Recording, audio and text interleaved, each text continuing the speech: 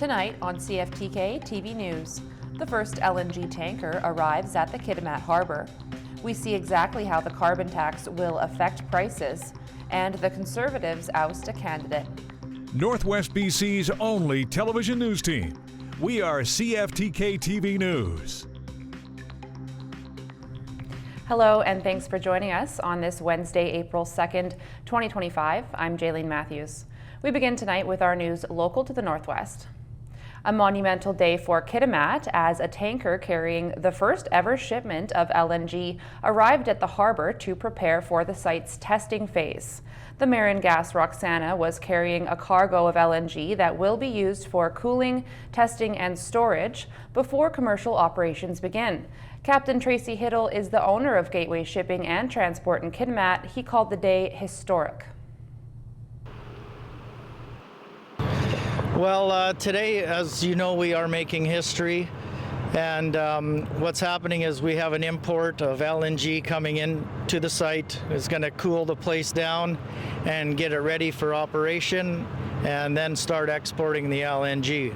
This is the largest, single biggest investment in Canadian history in Kitimat, BC, and today we are very proud of our countrymen.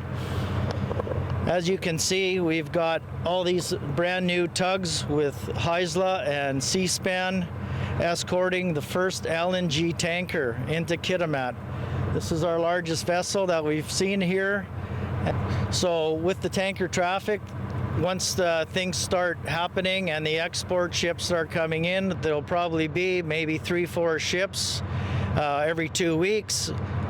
If there is an LNG Canada second phase, we're looking at a ship every third day, making our Douglas Channel a navigational wonder. And for us as sport fishermen, as locals, we're going to coexist with each other, and we look forward to the opportunity and the future of our area and our nation. With the LNG operations getting underway at a critical time in Canadian industry, local politicians weighing in continue to impress that it's key Canada export energy to other countries globally. 21 years of my life. I first heard about LNG back in 2004 and started researching it for not only LNG Canada, but for the original LNG Canada, the LNG project, which was Chevron. A lot of heartache, a lot of triumphs, a lot of celebrations, but today on those tugboats are our Heisla members and local members. They're actually out there on this historic day, and this says so much, not just for Heisla and Kitimat, but for BC and Canada, especially given what's happening with tariffs coming from the United States. We've been heavily reliant on the American markets, and in the face of an unpredictable and chaotic U.S. president, we need to do everything that we can to protect Canadian jobs and Canadian families. It's certainly something new for the area, and it's part of a project that has been a huge part of Kitimat and Terrace over the past number of years. I know the tugboat crews with High Sea are, they have a lot of pride in their jobs, and I know they're going to do a great job bringing it safely to berth there in Kitimat, and I hope the testing process goes well as well. Today, Inderpaul Dillon has also been named as a representative for the Liberal Party in this upcoming election for the Skeena-Bulkley Valley. A spokesperson from the Liberal Party told CFTK-TV that the party believes international partners are looking for a reliable supplier of low-carbon energy sources, and that the arrival of the LNG tanker in Kitimat today brings us one step closer to being that stable provider they are looking for. Moving over to the southern side of Terrace, the city has been executing their plans to make Triault Park more functional. The city's main goals for their park improvement are to increase community engagement, redesign the environment to help prevent crime, improve inclusivity and accessibility, and create more opportunities to use the area for community programming and events. Current uses already include a frisbee golf course, a bike skills area, some walking trails, and an outdoor fitness area.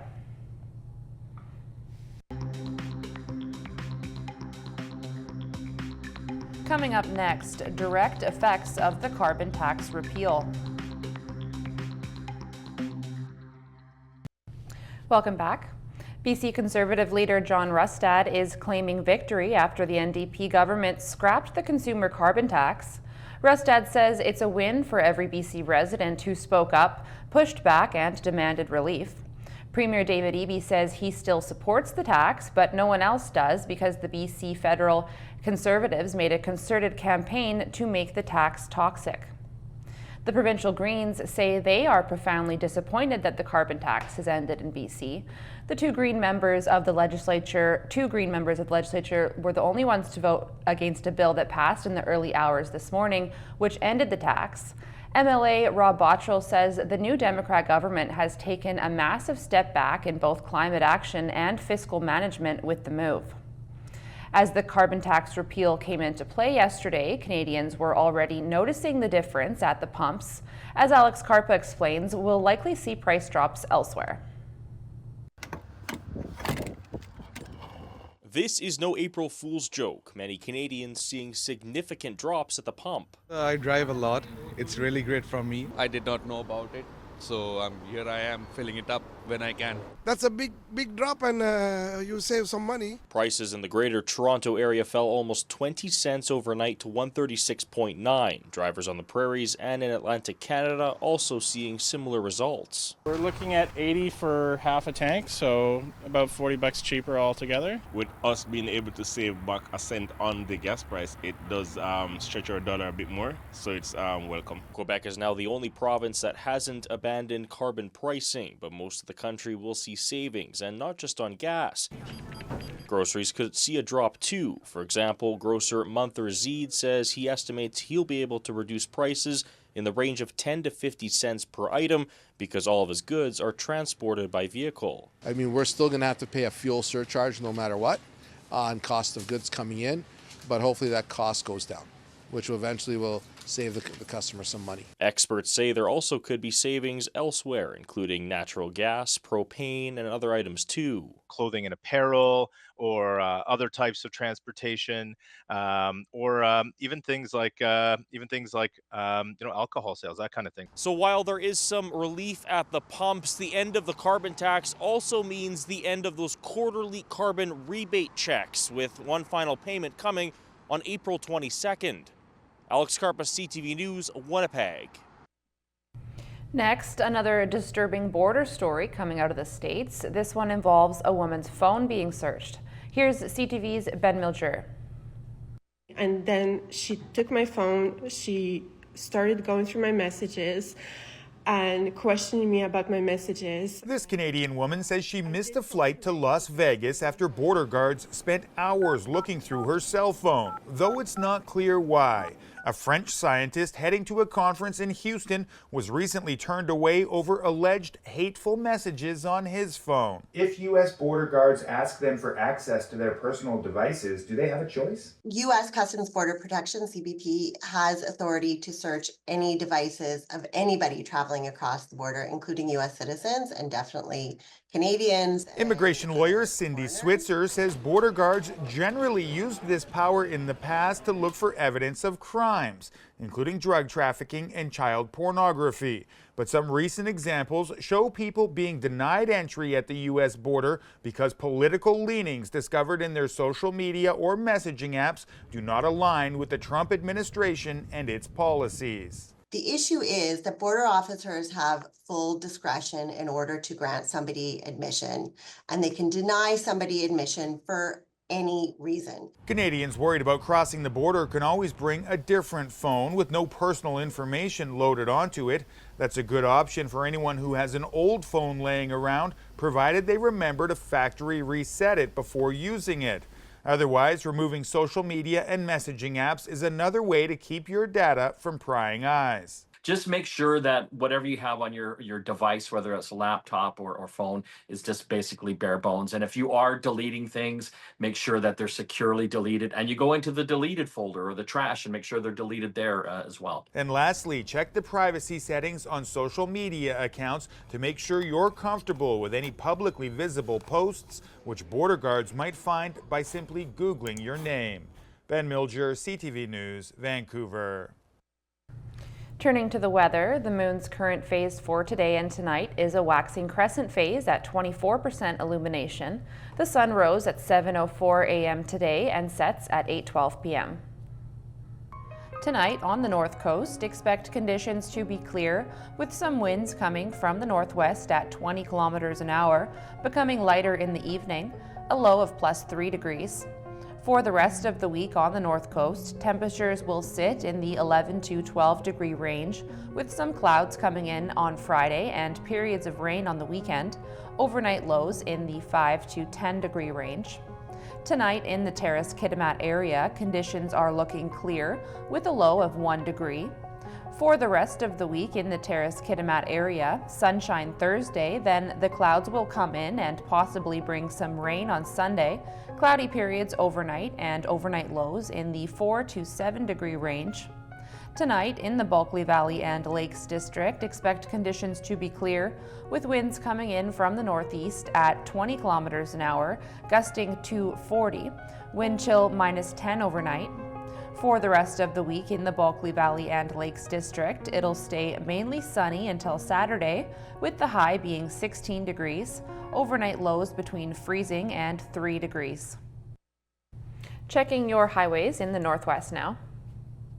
On Highway 16, there's utility work between Rainbow Avalanche Gates and Rainbow Chain Up.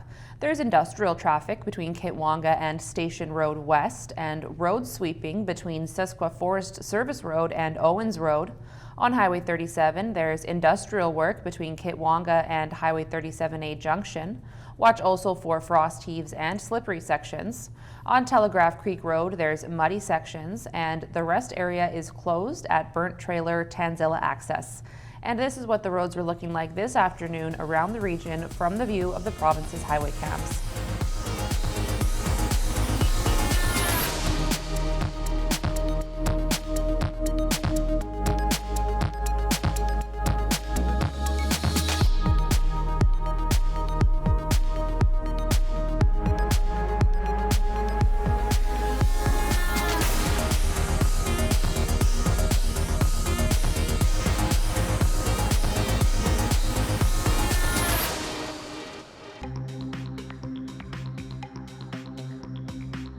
Still to come, the Conservatives boot out a federal candidate.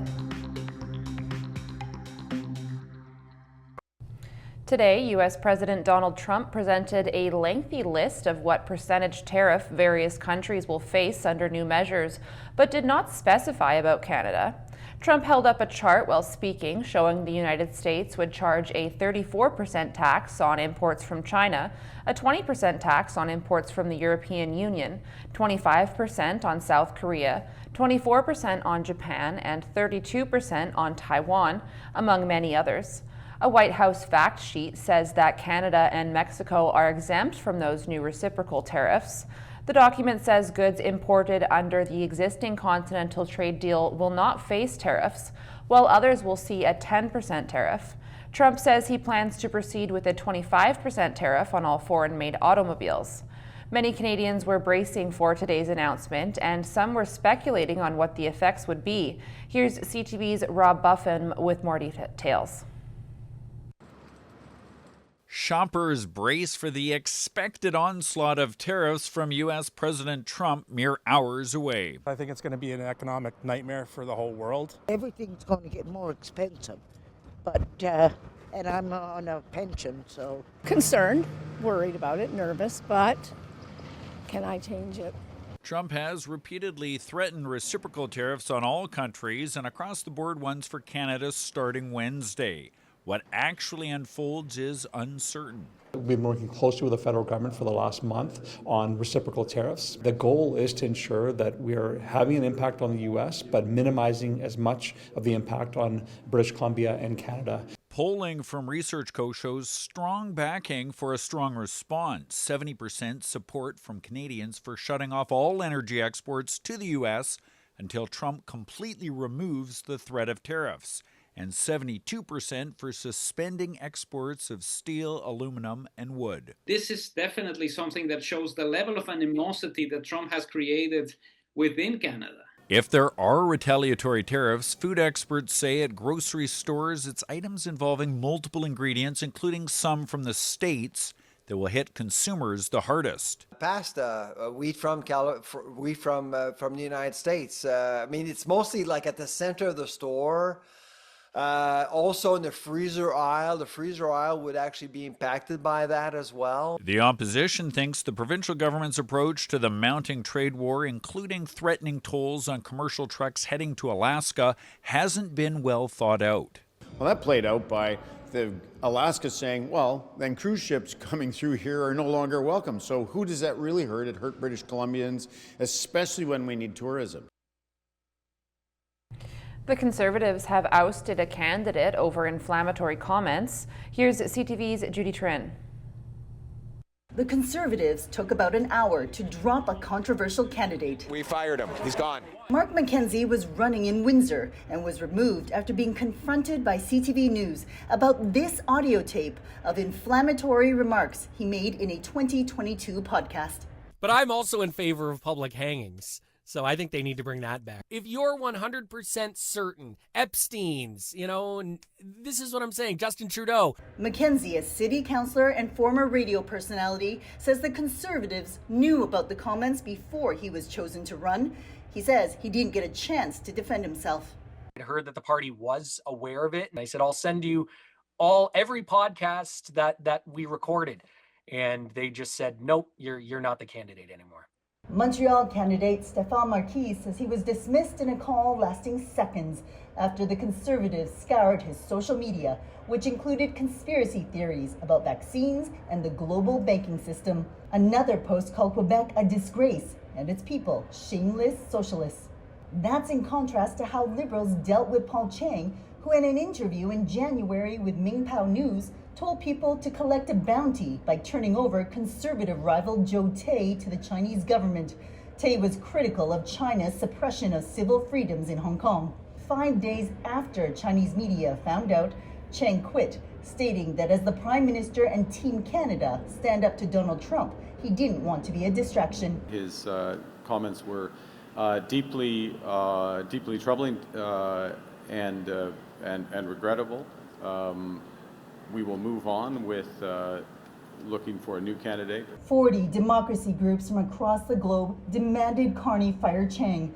Others called for the RCMP to investigate whether Chang violated Canada's foreign interference law, a law the Trudeau Liberals drafted. I thought that was unbecoming for a party leader to allow your potential MP running in an election to openly disparages and the opponent this way. Carney has seen a recent surge in support, but in some ethnically diverse ridings, his lack of action on this issue could have an impact among Canadian immigrants who fear repression from the authoritarian countries they left. Turning to the markets now, stock markets in Canada and the United States rose today as investors awaited the tariff announcement expected from U.S. President Donald Trump after the bell. The Canadian dollar rose by 0.1 cent. The price of gold rose by $20.20. Oil rose by 51 cents. Natural gas rose by 11 cents. And aluminum was down $20. In Toronto, the TSX was up almost 274 points. The Venture Index was up almost 5 points. In New York, the Dow Jones was up 235 points, and the Nasdaq rose by 151. Still ahead, a piece of BC military history is unearthed. America's 49th state is showing support for the country that U.S. President Donald Trump wants to make its 51st. Republican Representative Chuck Kopp of Alaska says the state doesn't support the president's trade war and annexation bid against Canada. He has proposed a joint resolution in the state legislature that would affirm Canada's sovereignty.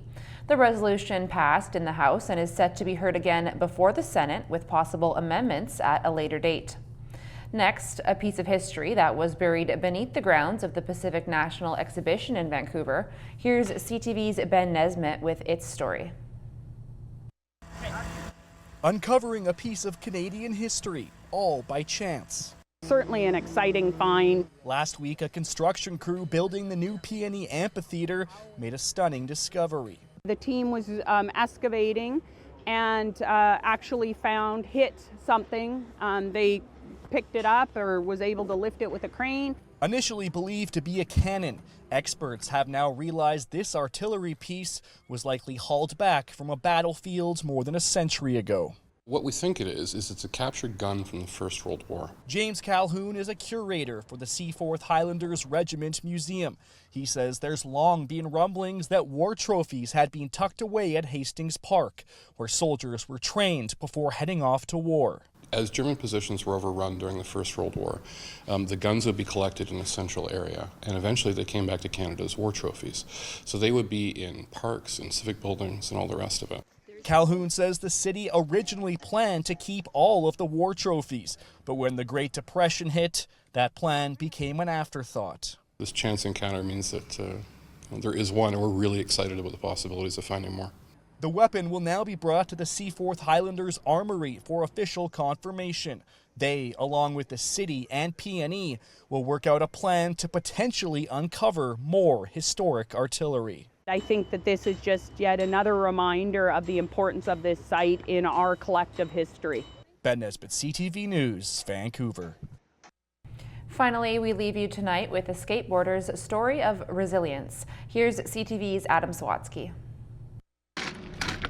Well, Brett Devlo's using a walker for an injury that's temporary. Yeah. It's so weird having this. I'm so used to using my white cane. Becoming unexpectedly blind at 16 was permanent.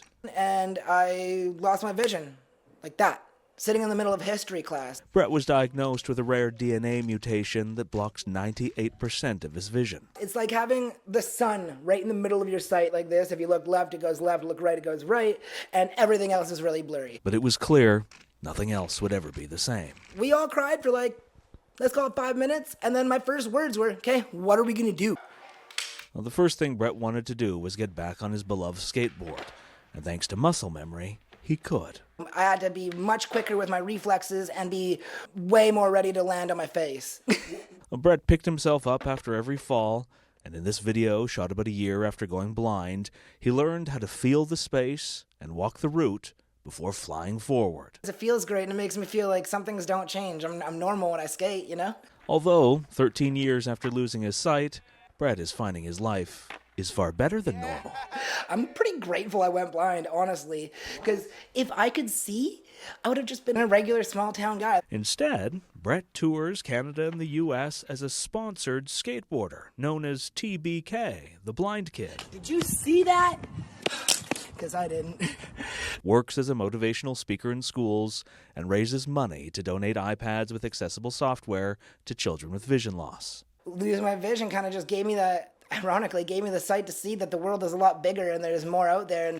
There's more obstacles to overcome, more people to inspire, and no more excuses, Brett says, for not achieving your goals. Just do it. You can literally just do it. That's it. Adam Sawatsky, CTV News, Aldergrove. That's our news for now. Thanks for watching.